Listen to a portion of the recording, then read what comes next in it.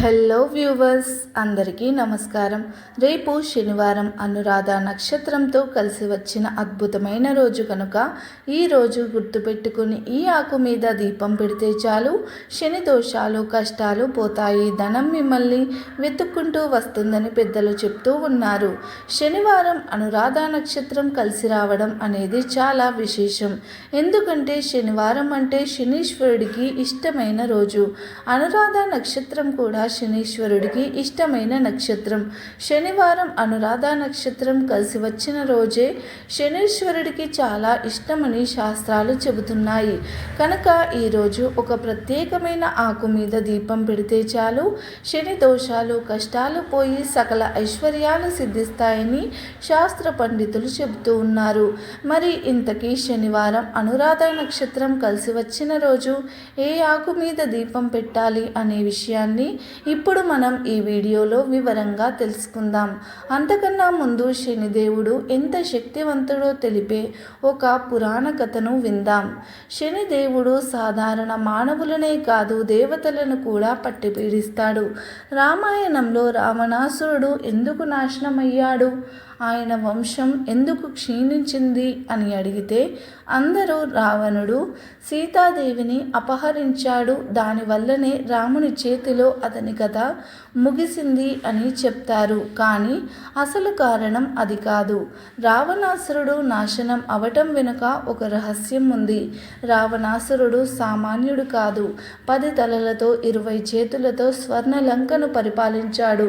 4 లక్షల విధులతో 9 కోట్ల శివుడి దేవస్థానాలతో అష్టదిక్పాలకులను శాసించాడు. అంతేకాదు ఆయన అన్ని వేదాలను చదివాడు. రావణాసురుడు అన్ని శాస్త్రాలు తెలిసినవాడు. 64 విద్యలలో ప్రావీణ్యం కలిగినవాడు. నవగ్రహాలను 9 మెట్లుగా చేసుకొని తొక్కినవాడు.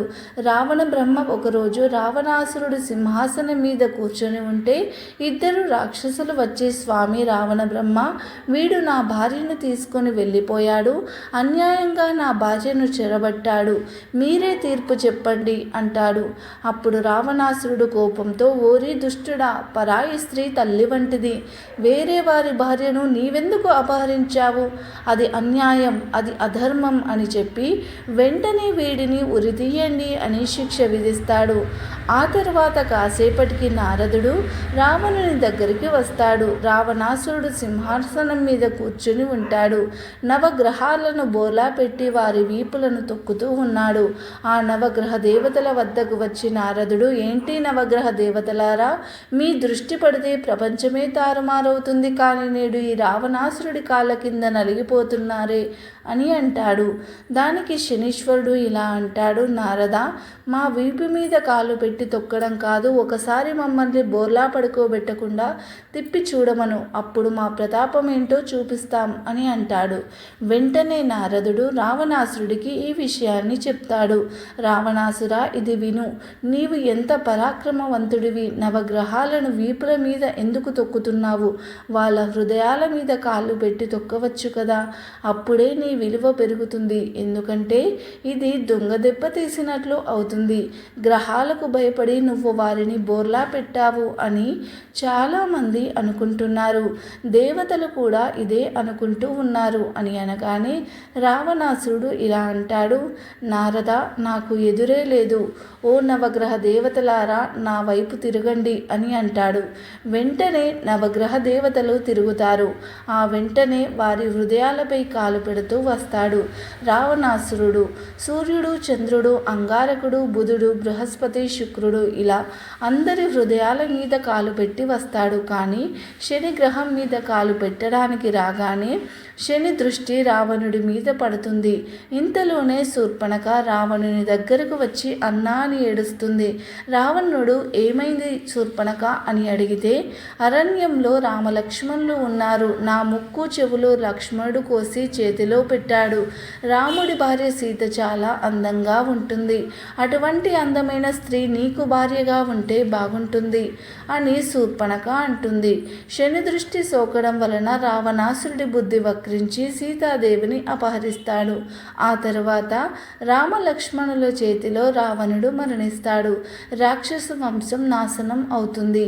శని దృష్టి పడడం వలన శాస్త్రాలు వేదాలు చదివినవాడు, 10 తలలు 20 చేతులు కలిగినవాడు, బ్రహ్మవంశంలో జన్మించినవాడు, దేవతలను చిత్రహింసలు పెట్టిన అంతటి లంకాది రావణాసురుడికే వినాశనం తప్పలేదు. కాబట్టి శని దృష్టి అనేది అంత క్రూరమైనది. మనుషులు దేవతలు ఎవరైనా సరే శని దృష్టిలో పడితే కష్టాల పాలవుతారు.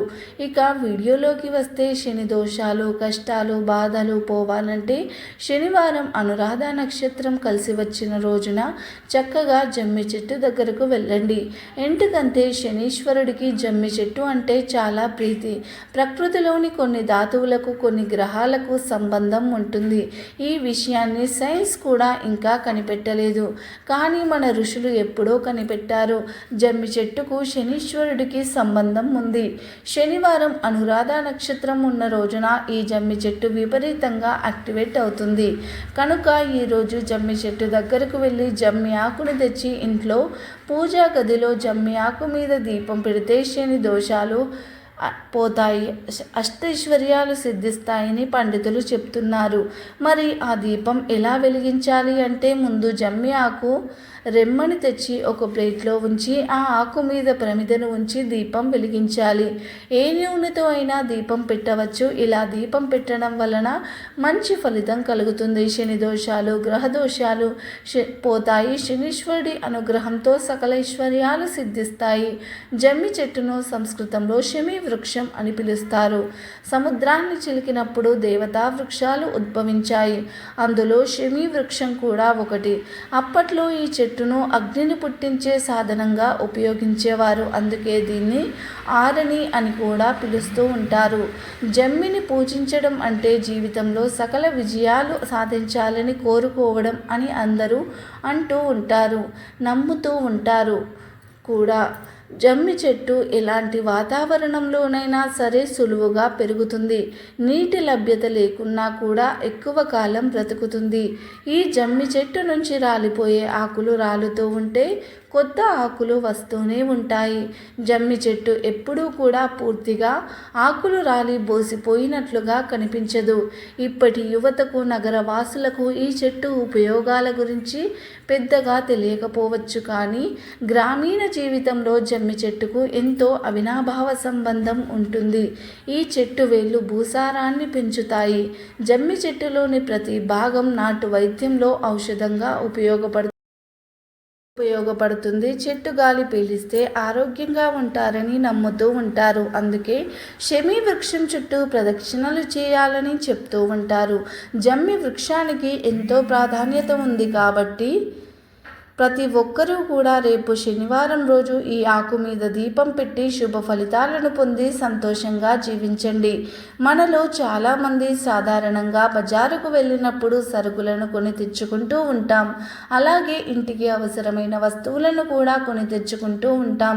అయితే చాలామందికి తెలియని విషయం ఏమిటంటే కొన్ని వస్తువులను వారంలో కొన్ని ప్రత్యేకమైన రోజులలో మాత్రమే ఇంటికి కొని తెచ్చుకుంటే చాలా మంచిది. శనిదేవుడి అనుగ్రహం కలుగుతుంది. ముఖ్యంగా శనివారం రోజు ఒక వస్తువును కొని ఇంటికి తెచ్చుకోవడం చాలా శుభప్రదం. శనివారం ఈ వస్తువులు కనుక ఇంటికి తెచ్చుకున్నట్లయితే శనిదేవుడు ఎంతో సంతోషిస్తాడు.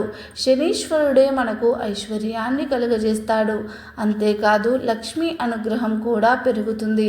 మరి శనివారం రోజు తప్పనిసరిగా కొని తెచ్చుకోవలసిన వస్తువు ఏమిటి అంటే శనివారం పొరపాటున కూడా కొనకూడని వస్తువుల గురించి ఇప్పుడు మనం ఈ వీడియోలో పూర్తి వివరంగా తెలుసుకుందాం. శనివారం రోజు కొన్ని ఇంటికి తెచ్చుకోవాల్సిన ముఖ్యమైన వస్తువు చీపురు. చాలామంది చీపురును ఎప్పుడు పడితే అప్పుడే కొని తెచ్చేస్తూ ఉంటారు. కానీ చీపురును శనివారం కొని ఇంటికి తెచ్చుకుంటే అది ఐశ్వర్య వృద్ధికి కారణమవుతుందని పండితులు అంటూ ఉన్నారు. చీపురు అనేది లక్ష్మి సమానమైనది. ఎందుకంటే మనకు శుభ్రతను ప్రసాదించే ఆయుధం. చీపురు మన చుట్టూ ఉన్న ప్రదేశాన్ని శుభ్రం చేసేది, ఆరోగ్యకరమైన పరిసరాలను ఇచ్చేది. చీపురు. కాబట్టి చీపురు లక్ష్మీదేవితో సమానం. అలాంటి చీపురును చాలామంది ఎక్కడ పడితే అక్కడ పడేస్తూ ఉంటారు. ఎప్పుడు గుర్తొస్తే అప్పుడు కొనేస్తూ ఉంటారు. కానీ అది కరెక్ట్ కాదు. ఈ పొరపాట్లు చేయడం వలన కూడా ఇంట్లో ధనం ఖర్చయిపోతూ ఉంటుంది. చీపురును శనివారం నాడే కొనుక్కోవాలి. పాత చీపురును పడేసి కొత్త చీపురును తీసుకున్నా సరే అది కూడా శనివారమే చేయాలి. అంటే కొత్త చీపురుని యూజ్ చేయడం అంటే కొత్త చీపురును ఉపయోగించడం అనేది కూడా శనివారం నాడే ప్రారంభించాలి. శుక్లపక్షంలో చీపురును పొరపాటున కూడా కొనకూడదు. కృష్ణపక్షంలోనే కొనాలి. శనివారం నాడు కొనడం అలవాటు చేసుకోవాలి. చీపురు శనీశ్వరుని ఆయుధం కనుక శనివారం రోజు చీపురుని కొనుక్కుంటే శని భగవానుడి యొక్క అనుగ్రహం మనకు కలుగుతుంది. ఇలాంటి కష్టాలు రాకుండా ఉంటాయి. మొత్తం మీద శనివారం కొనాల్సిన ముఖ్యమైన వస్తువు ఏమిటంటే చీపురు అని మన పెద్దలు చెప్తూ ఉన్నారు. ఇక శనివారం పొరపాటున కూడా కొని ఇంటికి తీసుకురాకూడదు అంటున్న ఆ వస్తువులు ఏమిటో ఇప్పుడు మనం చూద్దాం. అది ఏంటి అంటే ఉప్పు శనివారం రోజున పొరపాటున కూడా కొనకూడదు. కొంటే మాత్రం ఆ వ్యక్తి దౌర్భాగ్య స్థితిలోనికి దిగజారిపోతాడు. అలాగే శనివారం వంకాయలు కొనడం అనేది దరిద్రదాయకం, కానీ దానం చేస్తే మంచిది. అలాగే శనివారం నల్ల మిరియాలు కొంటే ఇంట్లోకి నెగటివ్ ఎనర్జీ వస్తుంది. నల్ల నువ్వులు కొనడం వల్ల కూడా పనులు సజావుగా సాగవు, ఆటంకాలు ఏర్పడతాయి.